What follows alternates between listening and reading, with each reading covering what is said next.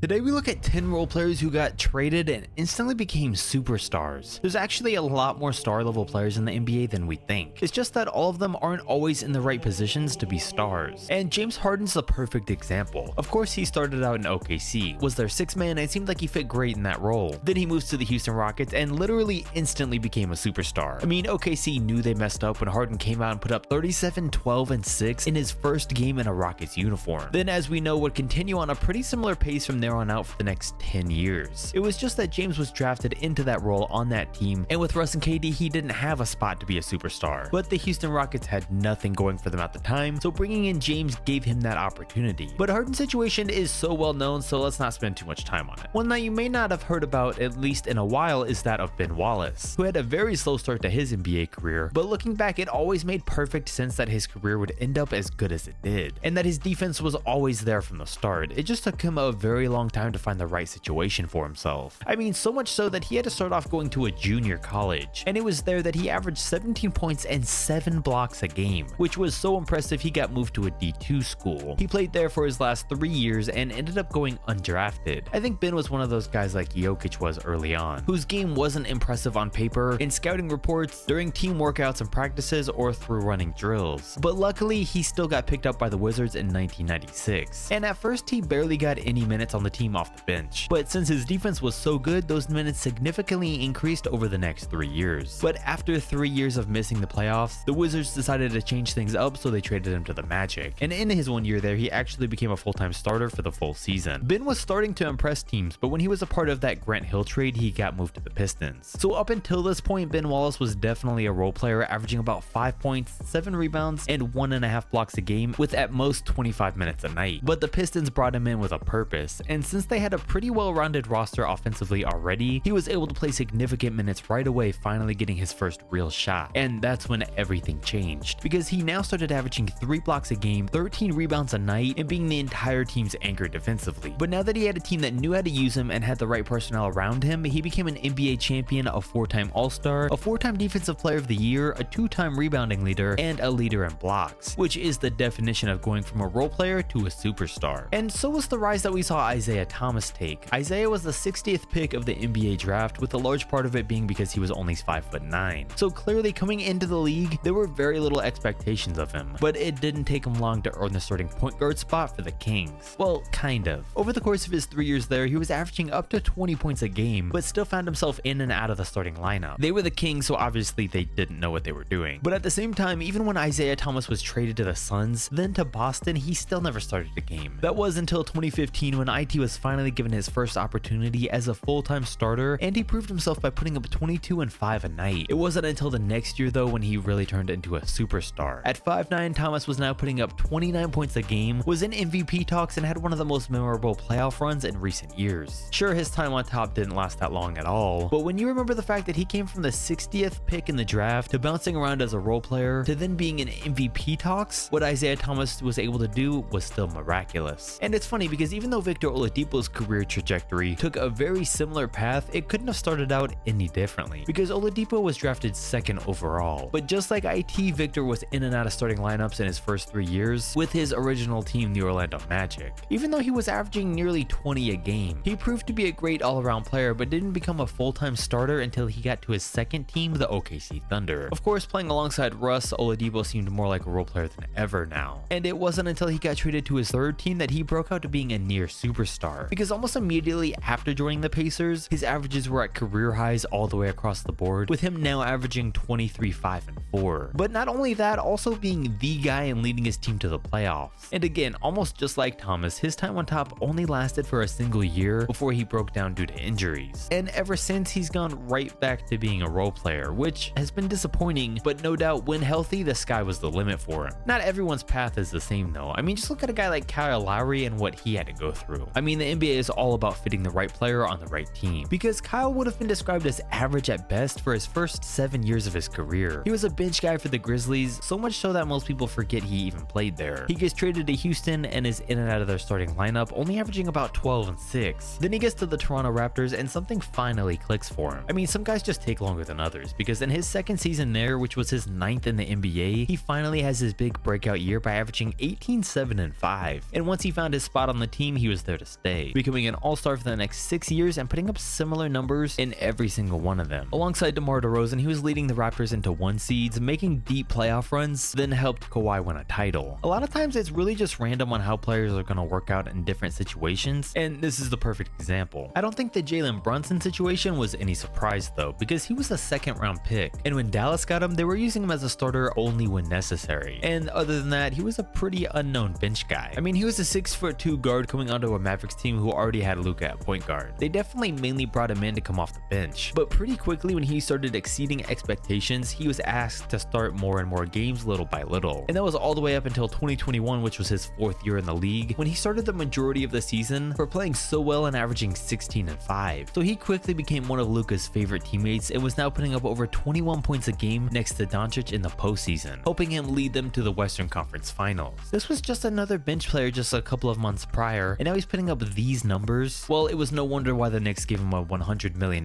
contract. And it's at the point now where Brunson's taken another dramatic leap that the $100 million now looks like a steal of a deal. His rise has been every bit of impressive, and it makes next season very exciting for New York. And as it turns out, it seems like 4 years is the magic number for how long it takes a lot of these guys to fully break out. Because just look at what happened to D'Angelo Russell. He came into the NBA as a 2nd overall pick, and it took him just as long, because his first 2 years on the LA Lakers were lackluster, and for no reason either. At the time, the team was terrible, but he was playing just alright, so he gets traded to the Nets, and not much changes there. He just was doing the same exact thing, but on a different team. But in his 2nd season with Brooklyn, something changed, and you could tell something clicked for him that wasn't there before. It was a confidence and comfortability that translated directly onto the court, because he was now putting up career highs, 21 points and 7 assists a game, which led to him becoming an all-star. Sure, his career's been pretty up and down ever since that one breakout season, but had he not had that change of scenery onto the Brooklyn Nets and out of LA, I feel like he was headed towards being a role player. Now, on the other hand, I don't really think Tyrese Haliburton was ever headed towards being a role player, but he did look like one in his first year in the league, and that was because he was playing side by side with another point guard in De'Aaron Fox. He played out his entire rookie season there, and him being on that team made no sense at all and didn't work out. And knowing the Kings up until that point, it looked like something they were just gonna stick with, but I'm pretty sure they just drafted the best player available in 2020 and moved him as soon as they were able to. And as soon as Tyrese got traded, he instantly became a 20 and 10 guy and made the All-Star team. I think a lot of people knew just how much potential he had and how talented he actually was, but I still didn't expect him to break out that quickly. That just proved that the Kings situation was not for him, and the rebuilding Pacers were a perfect place for him to go to shine. And he was even leading them into the playoffs this past year before going out with an injury, so it doesn't get much better than that. I will say though that in a similar fashion, Germain ONeal was definitely drafted onto the wrong team too. The Blazers picked him up 17th overall in 1996, but they already had a stacked front court with Rasheed Wallace, Arvydas Sabonis, and Cliff Robinson, so they already had no room for Germain, and it showed. The team didn't sweat it too much though, because they had drafted Germain out of high school, so they thought they had time. But when he only played 10 minutes a game off the bench for the first 4 seasons of his career, he could only take so much and finally requested a trade. And once they traded him to the Pacers, his new team started him right away, and it was the perfect move, because in just his 2nd year there, he was playing 37 minutes a night and now averaging 20 and 10. Then by his 3rd season, he made his first of 6 straight All-Star appearances, while also helping Indiana become one of the best teams in the league at one point. And it's great to see a player's journey play out like that, and I hope Mikal Bridges' journey ends up the same way, but that's still up for debate right now. For his first 5 seasons, Mikal was a starter on the Phoenix Suns, and he's come a long way with him having dramatically gotten better every single season, but he took the biggest leap by far this past one. On the Suns, he was always their elite 3-and-D guy. He was one of the best in the NBA at that role, and that was all we had ever seen him as. So when he gets traded to the Nets as part of the Kevin Durant deal and comes out putting up 26 points a game, obviously he started turning some heads. The dude went from being a 4th option to running his team's offense, taking guys off the dribble, and being the guy on the Nets who had yet to establish a new identity. We've seen very few sudden breakout seasons like this one, and it's been great, but Mikal's yet to go a whole season at that pace, so this upcoming year is going to be a very interesting one for him. But I have faith, and I hope it all works out. If you enjoyed, make sure to like, comment, and subscribe, and I'm out.